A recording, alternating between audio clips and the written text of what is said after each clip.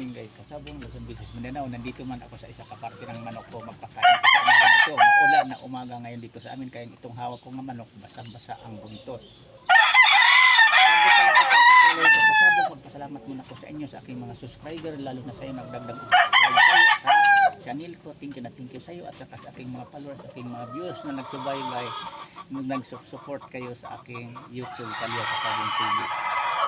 Thank you sa inyo na lahat. At saka huwag kayong magsawa sa pagpanood kasi dito ituturo ko sa inyo, i-share ko sa inyo ang aking kaalaman, ang aking pinagdaanan sa pag-alaga ng manok tungkol sa industriya sa sabong. Ito na siya kasabong na patila ko sa inyo. Ito na siya ang manok ko nga materialis. Inahin babae ito. Ang unang itlog nito niya, unang sisiw pa lang, yan ang mag-champion sa buong Pakit sa San Juan sa 2 hits na katawag premyo. Ang ama nito, 3 times winner. Ang ina nito, linyada ding nagpanalo talaga. Tapos ang kapatid nito, nagpanalo din. Kaya linyada itong manalo. Kaya dito na tayo idagdag ko sa usapin na unang mga content ko, unang mga videos na upload na sa winning line. Tulad dito babae, nagmamanok ako, nagpalahi ako mismo sa pulpuriba kasi mga pala. Lugon lang ito, basta ang buntot kasi maulan nga.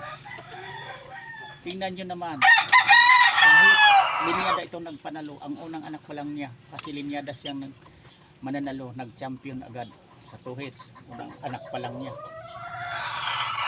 Hindi ibig sabihin niya, wala nang talo ito. Ang magiging kalabasan sa mga anak, paliwanag ko sa inyo, may talo pa rin kasi hindi lahat maging anak nito, sila na lang lahat magpanalo. Mayroon natatalo talaga yan sa ianak yan kalabasan. Kasi hindi naman maglaban ka nga araw na yon na hindi swerte mo, kahit ano ka winning line ang pinagalingan niya, matatalo hindi para sa araw na yun na mananalo ka o nasa ilagay tayo sa talo. Kasi ang sabong mahiwaga yan totoo. Kasi lahat naman na magsasabong, nasabi ko na sa inyo na kung tutuin tayo sa bungiro, tulad ko, sampulan ko kayo, ito puriba. Ito materialis ko, linyadang manalo, unang anak pa lang pinagsa-champion na. Pero aminado ako nga, may talo pa rin ang mga kasunod na mga anak nito. Hindi ako maniwala na walang talo ang manok na winning line. Ang winning line ng manok, lamang lang sa panalo, kaysa talo, advantage sa labanan yan. Kung sabayan natin ng marunong tayong mag-conditioning, mag-alaga, maghanda bago ilalaban din. Kasi ang magiging kalaban din natin yan, totoong sabungero din, nag-entry sa mga sabungan, hindi rin nagmamanok yan, hindi niya damihin ang mga manok niya yan, o hindi rin tested na nagpanalo din.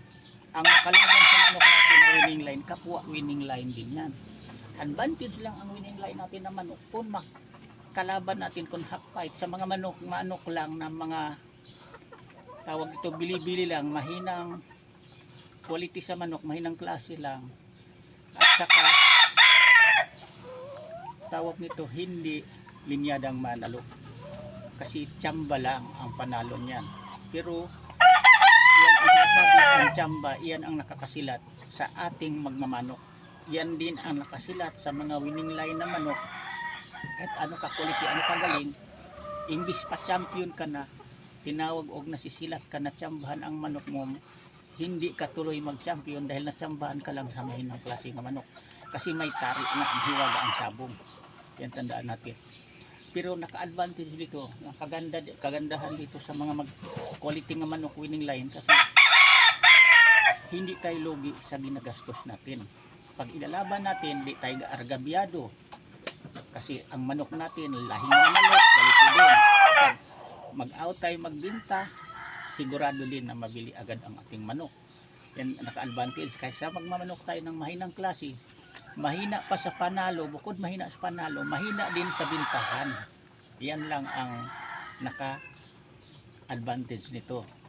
At saka pagdating sa labanan, pagdating sa basahan, kapag manok natin na winning line, tapos sakto sa conditioning, malapit na tayo sa panalo kung makalaban natin mahinang magkondisyon na manok at saka hindi winning line ang magiging kalaban.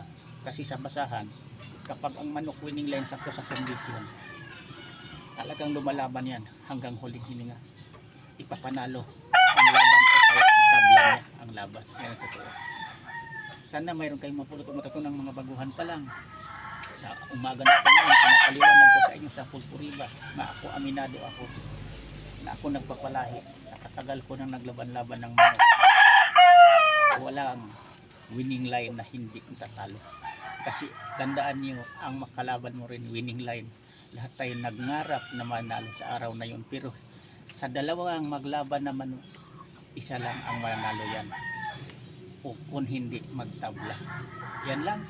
Maraming salamat ulit sa pagpanood. Thank you sa inyong pag-support sa ipaabot, ipapaliwanag ko sa inyo, ibabahagi ko sa inyo, i-share ko ang aking totoong kaalaman, pinagdaanan sa pag-alaga ko ng manok.